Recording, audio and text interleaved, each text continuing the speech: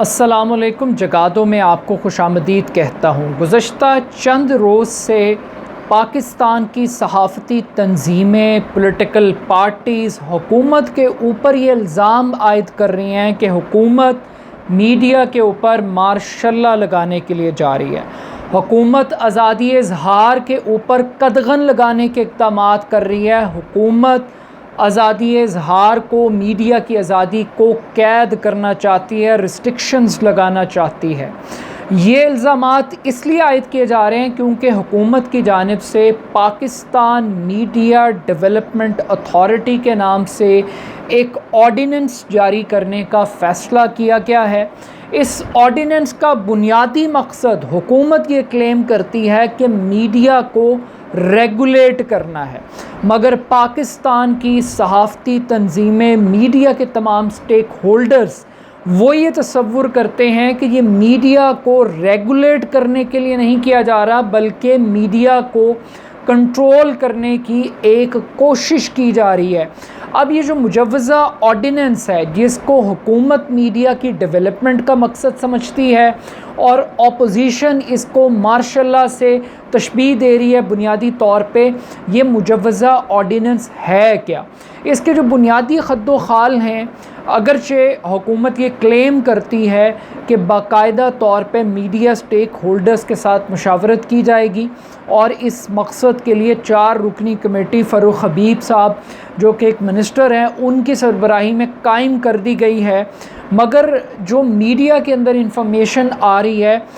ना तो उसको पढ़ने के बाद ना तो आप हुकूमत को ये कह सकते हैं कि हुकूमत मीडिया को रेगुलेट करने में संजीदा है, और ना ही आप उन मीडिया के स्टेक होल्डर्स को ये कह सकते हैं कि वो जो कुछ कह रहे हैं और जिस बुनियाद के ऊपर इस कानून को तनकीद का निशाना बना रहे हैं, वो बुनियादी तौर पे मीडिया की आज़ादी के हकीकी अलमबरदार हैं। तो लफ्ज़ मीडिया की आज़ादी को दोनों सेल आउट कर रहे हैं, दोनों मीडिया की रेगुलेशन को इस्तेमाल कर रहे हैं, मगर दोनों की नीयत ठीक नहीं है। अब कानून क्या कहता है, पहले ये बात समझ लेते हैं। तो जनाब, जितनी इन्फॉर्मेशन अब तक रिपोर्ट की गई है उसमें से कुछ बिखरी चीज़ें जिनको मैंने इकट्ठा करने की कोशिश की है। तो ऑर्डिनेंस, मुजव्वज़ा जो कानून है जो अभी आना है, वो ये कहता है कि पाकिस्तान के अंदर प्रिंट मीडिया, इलेक्ट्रॉनिक मीडिया और डिजिटल मीडिया, जिसको न्यू एज मीडिया के नाम से सोशल मीडिया कहते हैं, इस सब को रेगुलेट करने के लिए एक अथॉरिटी कायम की जाए जिसका नाम पाकिस्तान मीडिया डेवलपमेंट अथॉरिटी होगा। इस अथॉरिटी को सदर पाकिस्तान हुकूमत की मशावरत से 12 अरकान का चुनाव करेंगे और इस अथॉरिटी का जो चेयरमैन होगा या चेयरपर्सन होगा, वो इंफॉर्मेशन डिपार्टमेंट का, ब्यूरोक्रेसी का ब्यूरोक्रेट होगा, जो कि 21वें या 22वें ग्रेड का होगा। और इसके अंदर कुछ हुकूमत नॉमिनेट करेगी और कुछ मीडिया ऑर्गेनाइजेशन से प्रोमिनेंट जर्नलिस्ट और सिविल सोसाइटी के लोगों को इस 12 रुकनी अथॉरिटी की जो सरबराही कमेटी है उसके अंदर शामिल किया जाएगा। जो इस अथॉरिटी के फंक्शंस हैं उसके बारे में ये बताया गया है कि टीवी चैनल्स को लाइसेंस देना, यूट्यूब चैनल्स को लाइसेंस देना, अखबारात को लाइसेंस देना, ये इस इदारे की प्राइम रिस्पॉन्सिबिलिटी होगी।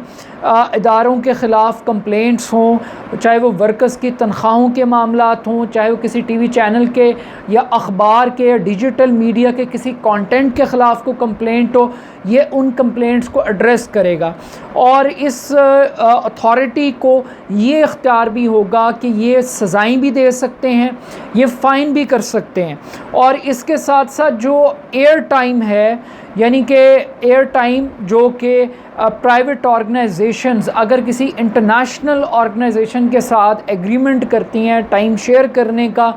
तो ये इस अथॉरिटी की इजाज़त के बग़ैर नहीं हो सकेगा। इसके साथ साथ जो उससे बढ़कर जो प्राइम और बॉटम लाइन है वो ये है कि ये अथॉरिटी इस बात को भी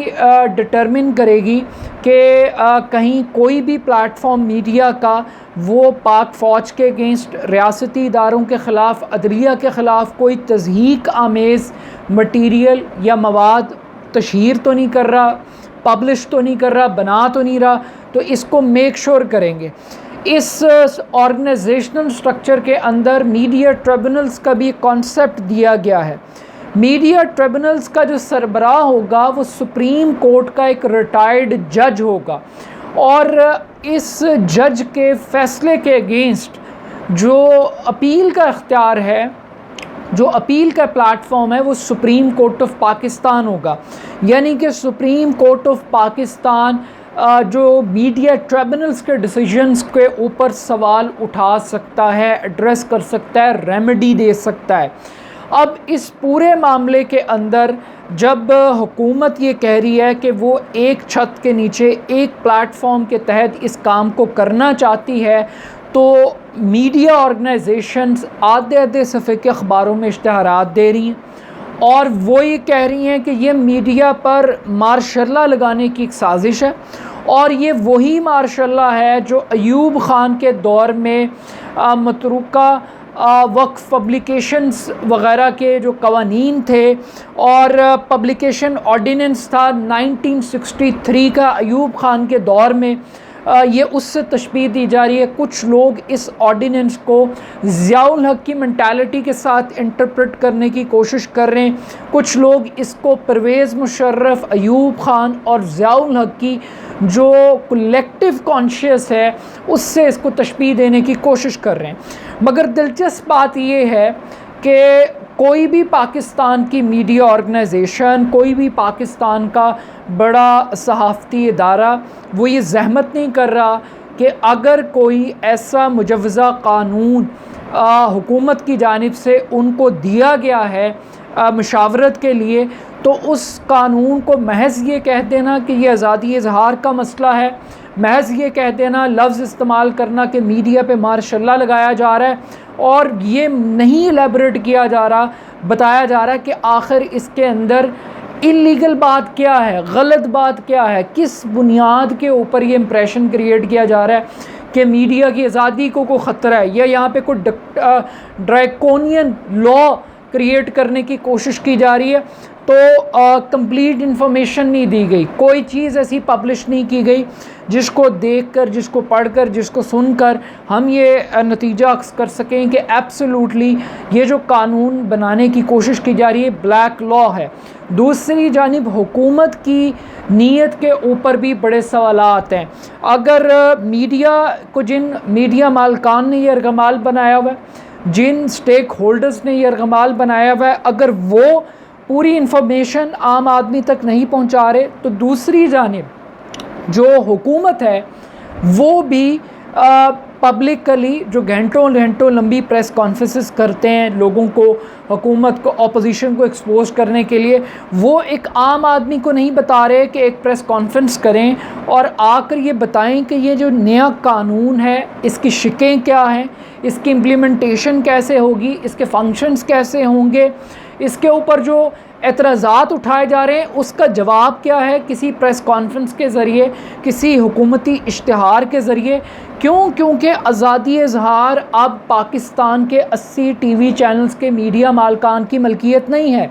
ये जो आज़ादी सहाफ़त का मिशन है ये सिर्फ़ पाकिस्तान की चंद इलेक्टेड सहाफ़ती तंजीमों की मलकियत नहीं है। ये APNE या CPNE का मसला नहीं रहा, अब ये पाकिस्तान के बड़े प्राइम टीवी चैनल्स का इशू नहीं रहा, ये अब पूरे 22 करोड़ पाकिस्तानियों का इशू है। हर उस शख्स का मसला है जो यूट्यूब इस्तेमाल करता है, जो ट्विटर इस्तेमाल करता है, जो व्हाट्सएप यूज़ करता है, जो फेसबुक इस्तेमाल करता है, वो जो भी नए जदीद ज़राए इंफॉर्मेशन के इस्तेमाल कर रहा है, हर वो शख्स वो स्टेक होल्डर है, as a viewer, as an observer, as a participant, as a part. तो ये जो स्टेक होल्डर्स हैं इन तक इस बात को पहुंचना चाहिए।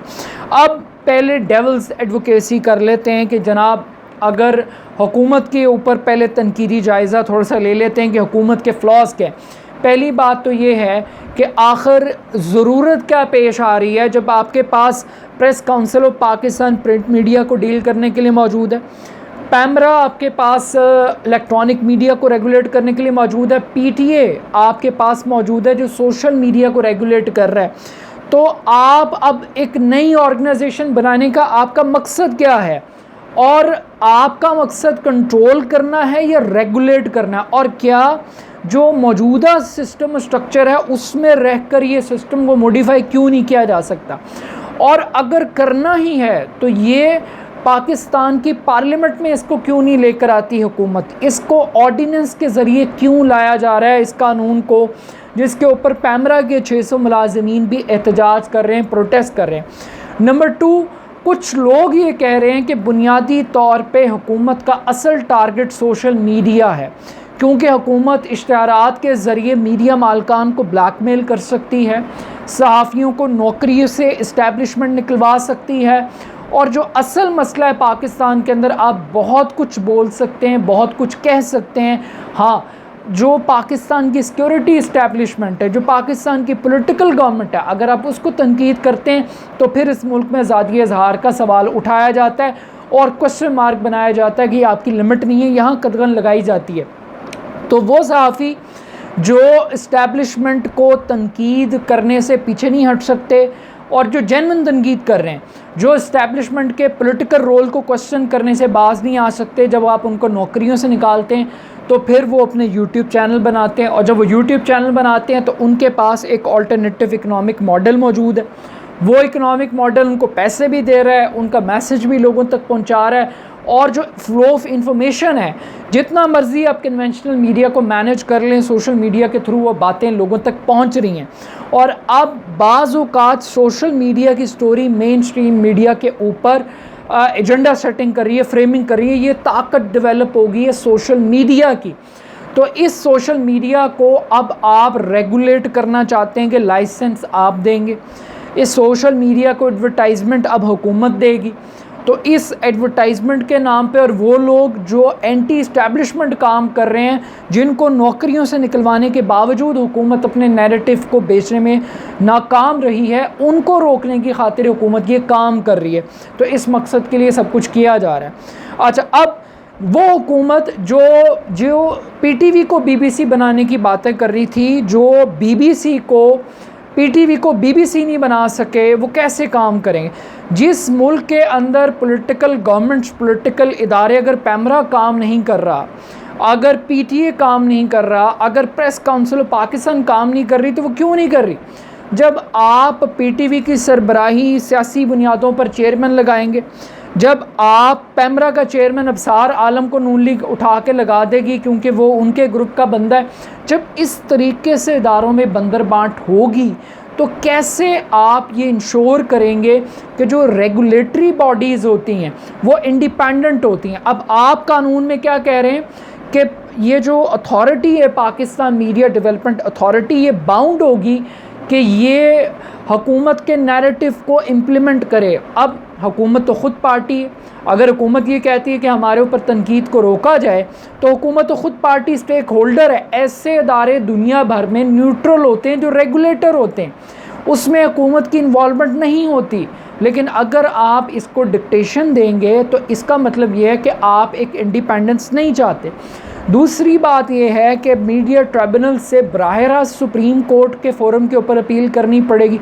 बजाय इसके कि आप लोअर कोर्ट्स पे जाते, फिर आप हाई कोर्ट पे जाते, फिर आप ऊपर जाते, सुप्रीम कोर्ट तक एक पूरा स्ट्रक्चर देते। अच्छा, अब इसके बाद एक और जो एलिमेंट है कि रजिस्टर किया जाएगा, लाइसेंस की फ़ीस मुकर्रर की जाए। अब ये बड़ा मुश्किल काम हो गया है कि एक बच्चा जिसको जॉब नहीं मिल रही, जो किसी की नौकरी नहीं करना चाहता, जो अपना सेटअप रन करना चाहता है, जो मेरी तरह मतलब मिसाल ले लें कि वो एक यूट्यूब चला रहा है अपना, ठीक है, तो अगर उसके ऊपर आप कतगन लगा देंगे कि वो जाकर लाइसेंस ख़रीदे, उसकी फ़ीसें अदा करे, उसके रिक्वायरमेंट्स को पे करे, तो बहुत बड़ी तादाद इस इंफॉर्मेशन की वॉर से निकल जाएगी और ये टेक्निकल नॉकआउट होगा। तो ये एक बड़ी बुनियादी वजह है। अब दूसरी जानिब जो पाकिस्तान के मीडिया मालकान हैं, उन मीडिया मालकान का प्रॉब्लम क्या है? उनका प्रॉब्लम ये है कि पहली बात तो ये है कि उनको ऐसा ही पैमरा सूट करता है। उन पाकिस्तान में मैं नहीं समझता कि कोई ऐसा मीडिया चैनल है जो एंटी फ़ौज कोई काम कर सकता है, एंटी ISI या एंटी कौमी मफाद कर सकता है। लेकिन बड़ी बदकिस्मती की बात है कि जब अब कानून में कहते हैं कि कौमी सलामती या नेशनल सिक्योरिटी की बात करते हैं, तो एक सवाल ये उठता है कि भाई जो आज तक ये तो फैसला नहीं हो सका कि डॉन लीक सिक्योरिटी ब्रीच था या नहीं था, ये आज तक डिसीजन नहीं हो सका, तो आप कैसे करेंगे? ये वल्गैरिटी के ऊपर भी डिबेट है कि एक चीज़ आपके लिए इनडिसेंट है लेकिन दूसरे के लिए डिसेंट है। तो बहुत सारे ऐसे कानूनी डेफिनेशनल इख्तलाफात मसाइल हैं। और उससे बढ़ के ये जो मीडिया मालकान हैं, इनकी प्रॉब्लम्स क्या हैं? इनकी प्रॉब्लम ये है कि इनको ये थ्रेट है कि सोशल मीडिया को जब हुकूमत रेगुलेट करेगी तो हुकूमत ये कह रही है कि हुकूमत 20 करोड़ रुपए की एडवर्टाइजमेंट फ़ंड्स मुंतकिल कर रही है। इस सोशल मीडिया की ताकत ने वो जो अरबों रुपया लगा के हुकूमतों को ब्लैकमेल कर रहे थे, जो हुकूमतों से इश्तिहारात बटोर रहे थे, जो कह रहे थे कि हुकूमत बनाएंगे भी हम, गिराएंगे भी हम, अब वो टके टोकरी हो रहे हैं। उनके चैनल्स की पॉपुलैरिटी कम हो रही है, वो इररेलेवेंट हो रहे हैं with the passage of time. तो उनके लिए थ्रेट है कि अगर हुकूमत ऐसी इस्लाहात लाती है जिससे वो सोशल मीडिया को सरकारी एडवर्टाइजमेंट दे सकती है, जिसके ज़रिए वो ऐसे लॉज बना सकती है जिससे कि सोशल मीडिया को इनकरेज किया जाए, तो ये उनके लिए एक थ्रेट की बात है। दूसरी एक इम्पॉर्टेंट बात ये है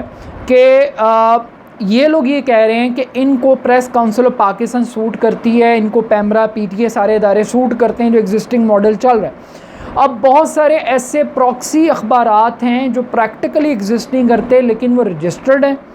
और उसमें बहुत सारे मसले हैं। बहुत सारे ऐसे काउंसिल ऑफ कंप्लेंट्स हैं, ऐसे इदारे हैं जो कंप्लेंट्स के लिए बनाए गए लेकिन उनकी पॉलिसी सिफर है, पैमरा रेगुलेशंस उनकी सिफर हैं, वो लोगों की शिकायत को उस तरीके से एड्रेस नहीं कर पा रहे। लेकिन इस सब के बावजूद ये माफिया ये चाहता है कि ये मॉडल ऐसे ही चले क्योंकि इनको अरबों रुपए के इश्तिहारात मिलते हैं। और अगर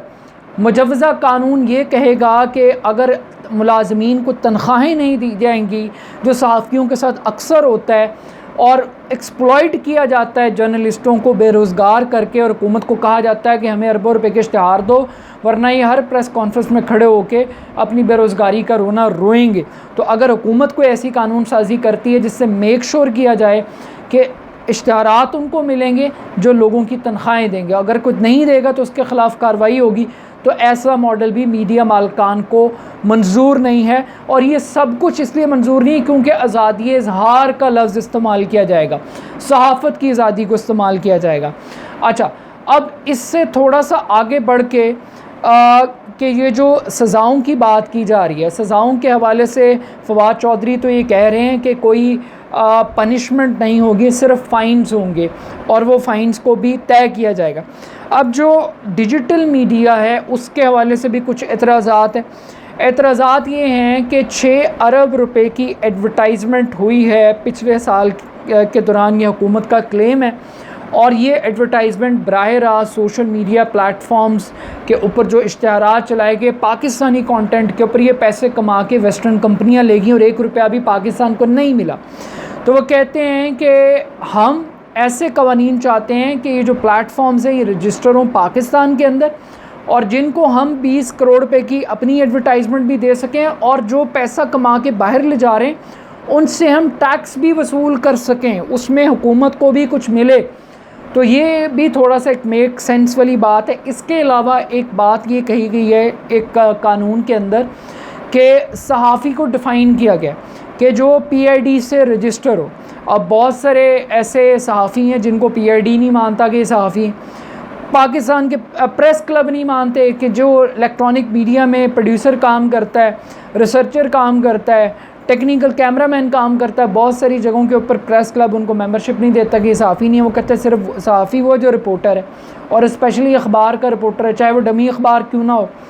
तो ये पॉसिबल नहीं है कि आप कहेंगे जी PID से रजिस्टर होगा। अब हुकूमत की कहती है कि क्यों रजिस्टर होना ज़रूरी है, क्योंकि हुकूमत ये कहती है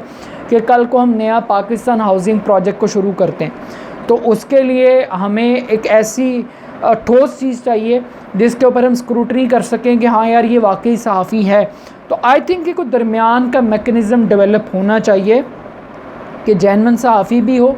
जेन्युइन सहाफ़त भी हो, और ये सारी की सारी बातें जो है वो डील और डिस्कस हो सकें। और ये जो मॉडल है कि एक ही बॉडी के अंदर 3 मुख्तलिफ डायरेक्टरेट बना दिए जाएँ जो प्रेस को डील करें, इलेक्ट्रॉनिक को डील करें और डिजिटल मीडिया को डील करें। At the end of the day अगर इस ऑर्डिनेंस का मकसद महज मीडिया को कंट्रोल करना है, नथ डालना है कि वो तनकीद करने से रुके और उसके लिए मीडिया के बिज़नेस मॉडल को टैग करना है, तो ये बदनीयती पर मबनी है। और अगर पाकिस्तान के मीडिया ऑनर्स PBA